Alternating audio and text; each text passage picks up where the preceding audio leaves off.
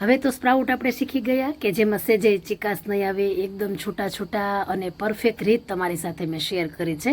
2 રીત આપી છે, એમાં તમને જે ગમે તે રીતે તમે સ્પ્રાઉટ બનાવી શકો છો. ચાલો એક મસ્ત એવી તેની એક રેસીપી બનાવી લઈએ. તો જુઓ, એક પ્લેટ લીધી છે, તેને મેં છે ને સ્ટીમર મશીન આવે ને ઢોકળિયાનું, તેની અંદર મૂકીને થોડાક સ્પ્રાઉટ મેં આ રીતે ગોઠવી દીધા છે. અંદાજે જોઈએ ને તો પોણા 2 કપથી 2 કપ જેટલા છે. મીઠું આપણે થોડુંક છાંટી દીધું છે અને 5 ચમચી જેટલું પાણી ઉમેરી દીધું છે આ રીતે.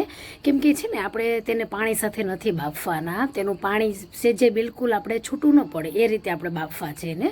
તો જો આ રીતે પ્લેટમાં મેં મૂક્યા છે અને 7 થી 8 મિનિટ આપણે તેને બફાવા દેવાના છે. અને જુઓ, મકાઈ છે ને મેં થોડી વાર પહેલાં જ બાફી હતી, તો તેને મેં અહીં છે ને ગરમ કરી લીધી છે, એટલે એના દાણા ફરીથી થોડા મોટા થઈ જાય. અને જુઓ, સ્પ્રાઉટમાં તો ખાસ ધ્યાન રાખવાનું છે કે તેને સારા એવા બફાવા દેવાના છે. પણ કેવું છે કે પાણી સાથે બાફીએ ને તો પાણીમાં તેનું અડધું ન્યુટ્રિશન જતું રહે. જોઈ શકાય છે કેટલા સરસ સોફ્ટ થઈ ગયા છે.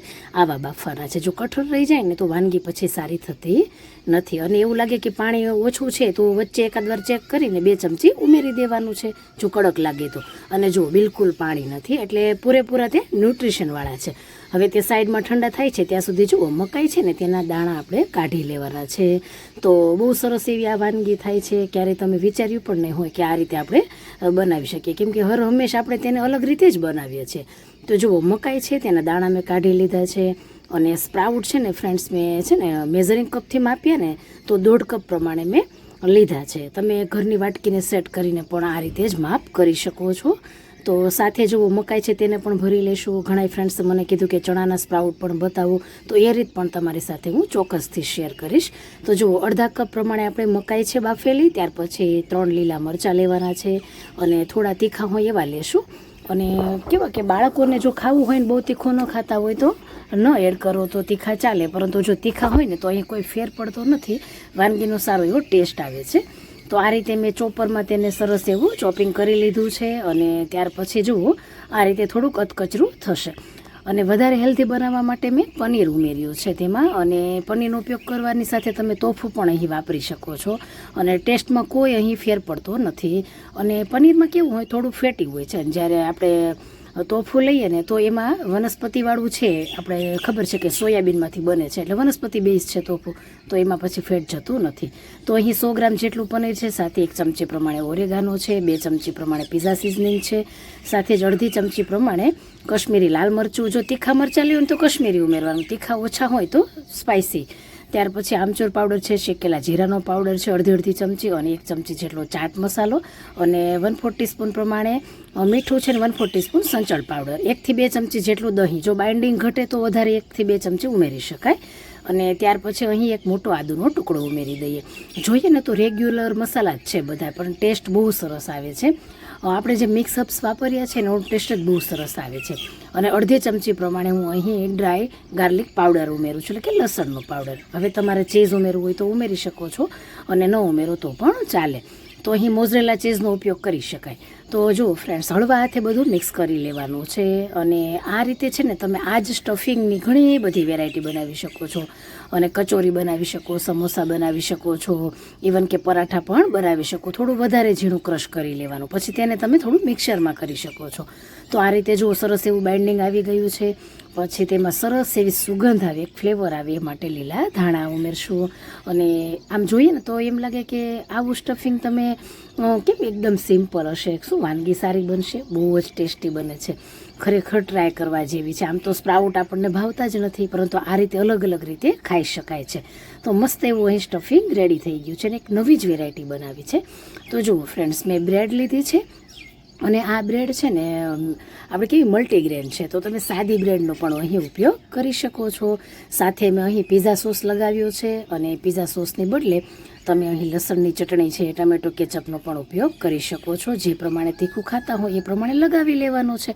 ત્યાર પછી જે સ્ટફિંગ છે તે આપણે અહીં 2 ચમચી પ્રમાણે ઉમેરવાનું છે. અહીં ખાસ કરીને જે સ્ટફિંગનું લેયર બનશે તેને થોડું જાડું રાખવાનું છે. જેટલી બ્રેડની સ્લાઇસ છે એ પ્રમાણે જ આપણું ઉપરનું લેયર થશે. બ્રેડ 1/2 ઇંચની હોય તો 1/2 ઇંચનું લેયર કરવાનું છે. થોડું જાડું હશે ને તો સારો એવો તેનો ટેસ્ટ પણ આવશે, અને લેયર પણ સરસ એવું તેમાં જળવાઈ રહેશે. તો જો આ રીતે મેં કરી લીધું છે. ત્યાર પછી બીજી બ્રેડ છે તેના પર પણ આપણે પીઝા સોસ લગાવી લેવાનો છે.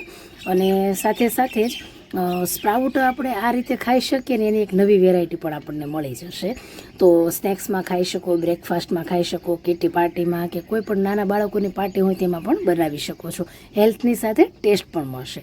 તો અહીં જુઓ, ચીઝની સ્લાઇસ મેં મૂકી દીધી છે, સાથે ઉપરથી મેં મિક્સઅપ્સ કર્યું છે, જેમાં તમે ઓરેગાનો અથવા તો પિઝા સિઝનિંગનો ઉપયોગ કરી શકો છો. તો આ રીતે સ્પ્રિંકલ કરીને બીજી સ્લાઇસથી તેને કવર કરી લેવાનું છે. અને જો ચીઝની સ્લાઇસ ન મૂકવી હોય તો પછી તમે તેને અવોઇડ કરી શકો છો. બધું ટેસ્ટ બહુ સરસ આવે છે. અને સાથે જુઓ, મેં ઘી લીધું છે, તમે અહીં બટરનો ઉપયોગ પણ કરી શકો છો. જનરલી હું મારી રેસીપીમાં વધારે ઘીનો જ ઉપયોગ કરું છું. અને જુઓ ફ્રેન્ડ્સ, હવે તેને છે ને મીડિયમ ગેસ પર આપણે શેકવાની છે, ધીમાથી મીડિયમ ગેસ પર. ઉપર પણ ઘી લગાવી લેશું. અને ઇવન કે તમે વ્હાઈટ માખણમાં કરો છો ને તો પણ બહુ સરસ ટેસ્ટ આવે છે. જનરલી સેન્ડવિચની અંદર તો હું માખણ વાપરું છું વ્હાઈટ.